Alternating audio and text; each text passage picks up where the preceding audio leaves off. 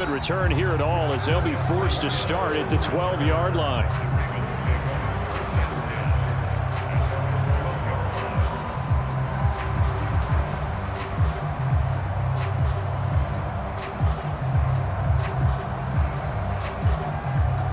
Here's 1st and 10. Now Jackson. Screenplay setting it up for Mitchell. When you lose that kind of yardage on a pass play, you often expect it to be a sack, but that wasn't the case there. They completed the pass. Probably would have been better off just dropping the football and making an incompletion as opposed to catching it and losing that kind of yardage. They run the option on 2nd down. He'll pitch it back. Oh, what a nice tackle there. That will hardly move the needle at all offensively. A very short gain. The Ravens going to use the second of their timeouts as they'll stop it with 13 seconds left to play.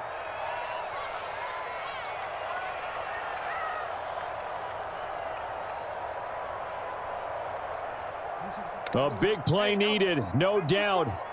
3rd and long. Here's Jackson. Able to find the open man. That's complete. And now with 6 seconds remaining, they're going to burn their final timeout.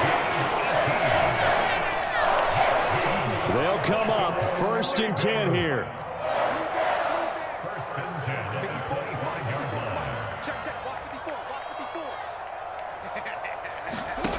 Throwing, Jackson. And that is going to be incomplete as he led him a bit too much. Incomplete pass there is probably the best scenario going because if he catches the football, clock's probably going to run out in that situation. He's going to sling this deep downfield. That is incomplete. And we have free football. Overtime. Here we go, my friend. And the way this game played out, this is exactly how it should end, going to overtime because neither one got an advantage today.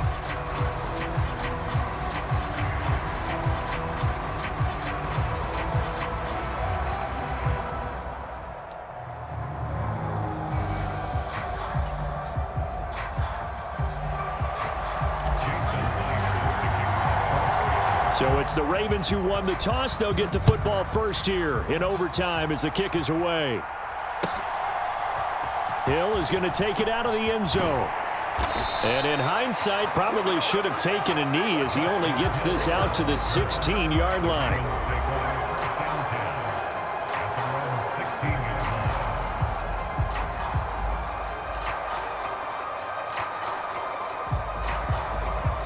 The Raven offense set at the line for this next drive. The drive starts with a carry by Edwards. And he'll be corralled right around the 34. 47 yards rushing for him now on just 6 carries to this point. Interior of that line blocked really well on that run, but also the 2 tight ends, they blocked well too. Not only have they scouted the line of scrimmage, with their agility, they can get upfield and hit moving targets like linebackers, defensive backs. They do a really good job helping out in the running game.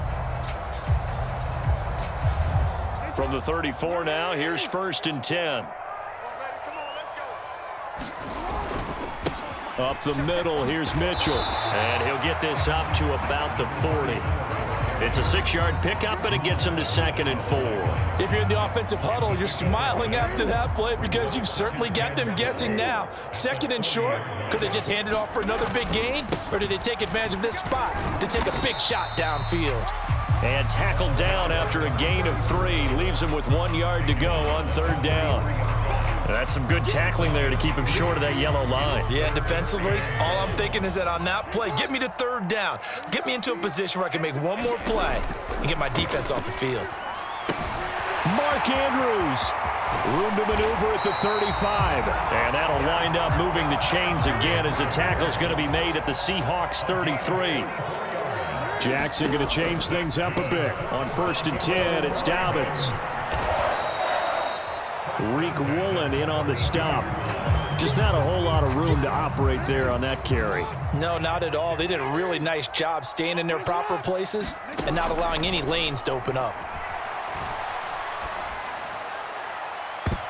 That to the right sideline, and it falls incomplete.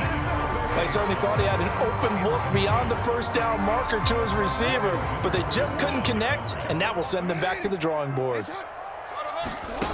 On third down, Jackson. And down he goes. They sack him back right around the 41-yard line. A big call here in overtime. They're going for it on fourth down. And he's brought down. Can't do anything with a football. It's a sack and a turnover on downs. John Harbaugh not afraid to go for it this time. Doesn't work out. And it'll be a turnover on downs. Up the middle, here's Walker. And he'll maneuver his way forward for about 4. 2nd and 6. Well, on every play call, you realize it's not going to go for a touchdown, so a lot of your calls are setting things up for maybe later in the game, trying to establish the inside run with toughness now, hopefully get to the perimeter later, and let's face it, you could do worse than a 4-yard run on first down. Smith's throw into the hands of Fan. And they'll wind up getting this one all the way down inside the 20. So here's a 1st and 10 now, down inside the 20. They'll give it up to the big man Walker. And good downhill running. He's got 6 yards down to the 13. And I know you, with every carry, especially in overtime, you're just saying, if you're that ball carrier, hold on to the football. Hold on to it, protect it, but not necessarily settling, because you're trying to get to the end zone. You're trying to end the game right here. And I know the defensive guys poking, clawing, raking, trying to knock the ball free and protect their end zone. Yeah, like you alluded to, especially this part of the field. And he got it.